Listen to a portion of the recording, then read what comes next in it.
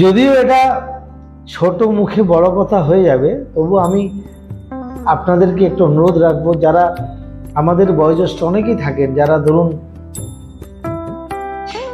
পরিবারের কর্তা, একটা সময় পর্যন্ত অবশ্যই আপনি সব দেখভাল করুন, সব কিছু দেখুন, চাবিকাঠি সংসারে আপনারাই রাখুন, বাবা মা দাদু দিদা তারাই।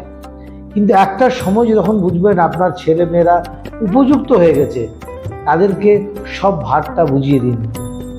এবং আমি তার মানে সেটা বলছি না কি সব লিখে দিন, সব তাদের হাতে দিয়ে দিন। অনেকেই আছে বয়স হয়ে গেছে, বুড়িয়ে গেছে, অশান্তি হচ্ছে, তবু কিন্তু সংসারের চাবিকাঠি ধরে রেখেছে নিজের কাছে, যেন উনি মারা যাওয়ার পরে সব নিয়ে যাবেন। আপনি দিয়ে দেখুন, উপযুক্ত ছেলে মেয়ে যদি হয়ে যায়, বুঝে যান, আপনি তাদেরকে হাতে দিয়ে দেন, আপনি ঈশ্বরের শরণাপন্ন হন, ধ্যান করুন, যোগ করুন, ভালো থাকবেন।